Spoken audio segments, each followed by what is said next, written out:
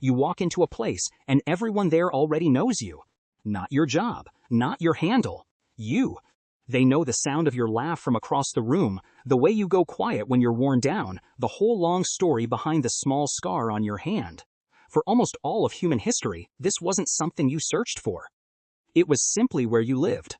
For roughly the last 50,000 years, your ancestors were born into a web of people who knew them completely. There was no joining. There was no leaving. The faces around the fire on the night you were born were, very often, the same faces around the fire on the night you died. Now consider this. In 2023, the Surgeon General of the United States, Vivek Murthy, issued a formal public health advisory. The subject was not a virus. It was not a toxin. It was loneliness. He described it as an epidemic. He warned that being chronically lonely can damage your body on a scale comparable to smoking. Think about that for a moment. We built a world of instant messages and endless feeds, and the official medical warning of our era is that we have never been this alone. So what did your ancestors have that you don't? To answer that, you have to understand something strange about your own brain. Your brain is enormous. It is wildly expensive. It burns about 1/5 of your energy while making up only 1/40 of your weight. For a long time, scientists assumed all that horsepower was for making tools or hunting or solving the physical problems of survival. The Oxford anthropologist Robin Dunbar proposed something different. He called it the social brain hypothesis.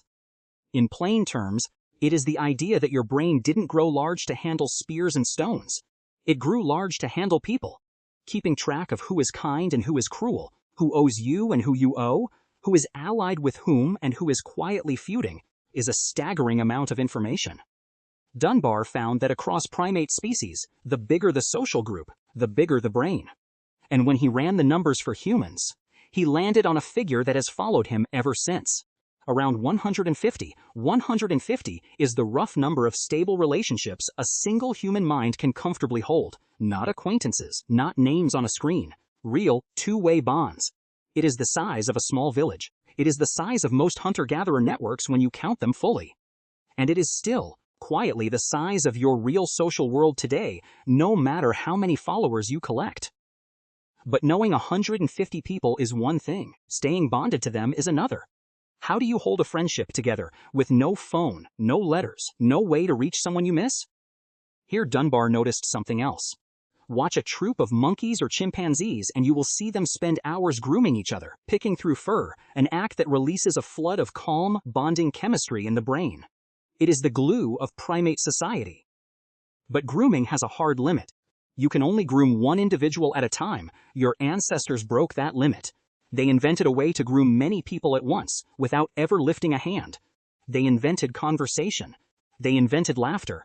They invented the shared joke, the long story, the gossip whispered across a fire. Language let one person bond with a whole group in a single evening, and that, Dunbar argues, is part of why we ever started to talk at all. And we know what they talked about. We know because some of those conversations are still happening. The anthropologist Polly Wiessner spent decades living among the hoansi, a hunter-gatherer people of the Kalahari. In a study published in 2014, she did something simple and brilliant. She recorded their conversations by day and by night, and then she compared them. The daytime talk was practical and often sharp.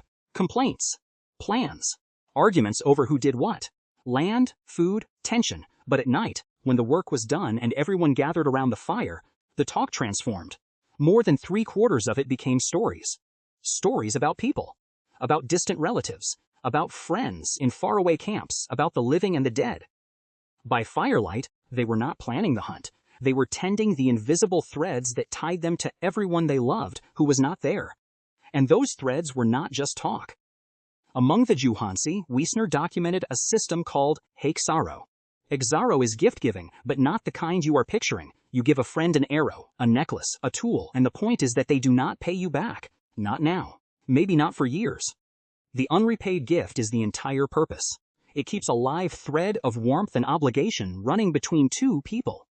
Sometimes across 100 kilometers of desert, a single person might hold dozens of these partnerships, scattered across the land. Why build your whole life around debts that are never settled?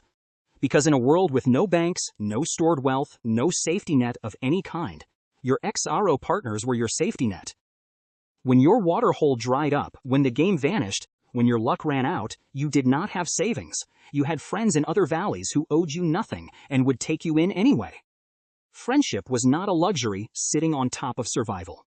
Friendship was the survival. So let's reconstruct a single night. 50,000 years ago, the sun is gone. The fire is the only light for miles. You are sitting shoulder to shoulder with perhaps 15 people, and you have known every one of them your entire life. A child is half asleep against someone's leg. An elder is telling a story you have heard 100 times, and somehow it still lands. Someone laughs, and the laugh moves through the whole circle like a current. Around your neck is a string of shell beads. The shells did not come from here. They were carried, traded hand to hand, valley to valley, until they reached you.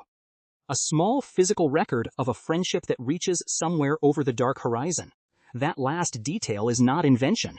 It is dug out of the ground. In Blombos Cave on the southern coast of South Africa, the archaeologist Christopher Henshelwood found tiny sea snail shells, each one deliberately pierced to be strung and worn. They are around 75,000 years old. They are some of the oldest jewelry ever discovered. People were decorating themselves, signaling who they were and who they belonged to. Before farming, before cities, before writing of any kind. And those shells traveled. Across many ancient sites, marine shells turn up far inland, hundreds of kilometers from any coast. They could only have gotten there one way. Passed along living chains of human relationship, person to person, friend to friend, across distances those people would never walk in a single lifetime. You can even see how much these bonds were worth. At a site called Sunghir in Russia, dated to roughly 34,000 years ago, two children were buried side by side, covered in thousands of hand-carved ivory beads. Each bead took an estimated hour or more to make. Do the math, and you are looking at years of human labor poured into honoring two young lives.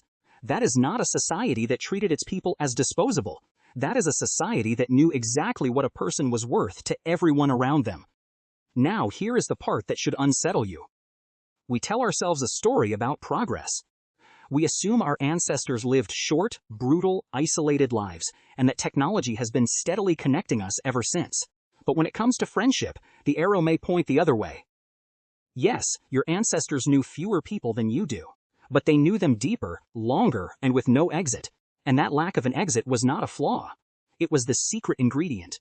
And what happens to a bond you can never walk away from? You cannot block someone in a band of 30.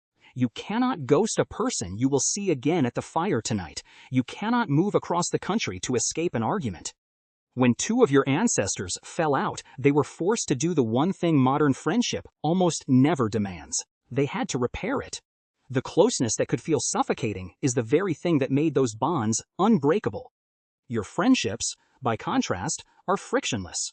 And frictionless things slide away. This is the quiet ache underneath that Surgeon General's warning. Your social brain, the one Dunbar described, the one shaped over 50,000 years of firelight and stories and unrepaid gifts, has not changed. It still expects to be known. It still expects repetition, presence, faces that return night after night.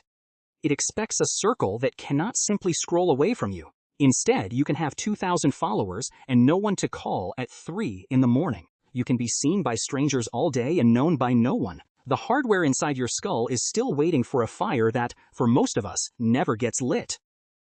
None of this means you are broken. It means you are ancient. The loneliness you sometimes feel is not a personal failure. It is a 50,000-year-old instinct, noticing that something it was promised is missing.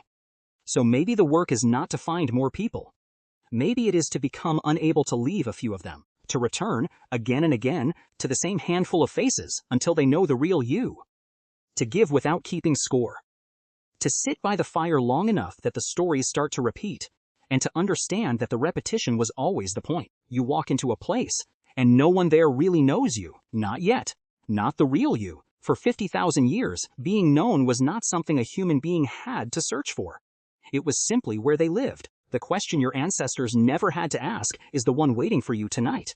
Not how many people know your name, but this: who actually knows you?